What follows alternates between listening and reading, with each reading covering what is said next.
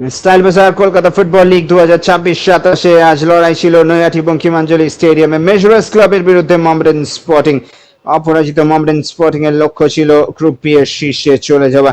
দেখে নেব মনের জিনিস, হাইলাইটস অফ দ্য ম্যাচ। আজকের ম্যাচের একের পর এক সুযোগ তৈরি করতে থাকে মেজরাস ক্লাব, তবে মোহামেডান স্পোর্টিং অবশ্যই বড় দল হিসেবেই মাঠে নেমেছিল। সেই কারণেই হারার মানসিকতা একেবারেই ছিল না তাদের, কোনোভাবেই তারা রাজি ছিল না আজকের ম্যাচটা হারতে। কঠিন লড়াইয়ের পর এই ম্যাচটা জিততে হয় তাদের, কারণ মেজরাস ক্লাবও হার মানতে রাজি ছিল না। তারা এই মরশুমে একটা মাত্র ম্যাচ হেরেছে, সেটা এভিন্সের বিরুদ্ধে।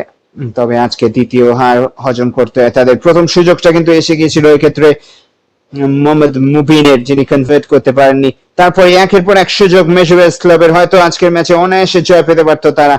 পোস্টে লেগে প্রতিহত হয়, তারপরেই মুবিন আরো একটা সুবর্ণ সুযোগ তৈরি হয়ে গিয়েছিল মেজরাসের জন্য। হয়তো পাসের কথা ভাবছিলেন বা শট নেওয়ার কথা, দুটোর মাঝামাঝি কনফিউজ হয়ে গেছিলেন। অপরদিকে রেমসাঙ্গা সহজতম ফিনিশটা করতে পারেননি, তবে টার্ন নিয়ে আন্ডার প্রেসার কঠিন ভাবেই কিন্তু লিডটা এনে দেন মোহামেডান স্পোর্টিং কে। ভালো ফিনিশ এবং 1-0 গোলে এগিয়ে যায় মোহামেডান। এবং তারপরে ফারদিন আলী মোল্লা তিনজনের মাঝ দিয়ে ড্রিবল করে বেরিয়ে যাওয়ার চেষ্টায় ফ্রি কিক আদায় করে নেন। ফ্রি কিকটা তিনি নিতে চাইলেও এনগাইটিয়া সাকা তাকে নিতে দেননি, নিজেই দায়িত্ব নিয়ে নিয়েছিলেন এবং দায়িত্ব পালনও করলেন। অসাধারণ একটা ফিনিশ, অনেকটা কার্ল, অনেকটা ডিপ ছিল, গোলরক্ষক যেন নাগাল পেয়েও পেলেন না। ঋত্বিক হাসদা 2-0 গোলে এগিয়ে যায় মোহামেডান স্পোর্টিং। এবং ঠিক সেই সময় তেজ বাহাদুর মেজরাস ক্লাবের হেড কোচ দুজন পরিবর্তন খেলোয়াড় নামায়, তারই মধ্যে একজন সৌভিক বিশ্বাস সেক্ষেত্রে অ্যাসিস্ট করে মেজরাস ক্লাবকে সঠিক দিশায় পা বাড়াতে সাহায্য করে।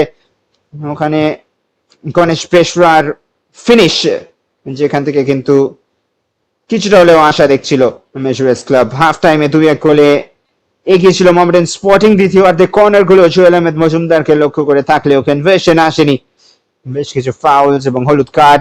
তবে গণেশ পেশরা বেশ অ্যাক্টিভ লাগছিল তাকে, শুভদীপ পণ্ডিত ক্ষেত্রে বাঁচিয়ে দিয়েছিলেন।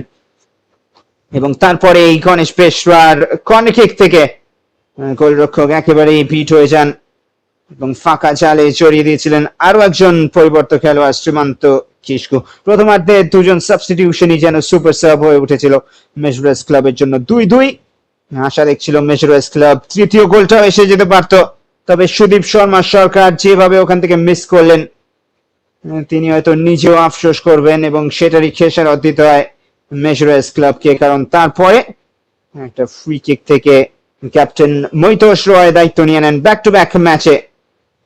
মৈতোষ রয়ের গোল এবং কিছুটা হলেও এরর ছিল ওখানে ওয়ালের, এবং তারপর গোলরক্ষক ঋত্বিক হাসদা পৌঁছেও যেন শেষ রক্ষা করতে পারলেন না। তৃতীয় গোল এসে যায় মোহামেডান স্পোর্টিং এর। মৈতোষ সেলিব্রেট করেনি, তবে সেলিব্রেট করছিলেন মোহামেডান সমর্থকরা। শেষ কিছু প্রচেষ্টা ছিল মেজরাস ক্লাবের, কিন্তু সেগুলো থেকে গোল অবশ্যই আসেনি। সেই কারণেই শেষ 80 আজকের ম্যাচে মোহামেডান স্পোর্টিং এর। এবং ফুল টাইমে স্কোর লাইন মেজরাস ক্লাব 2, মোহামেডান স্পোর্টিং 3।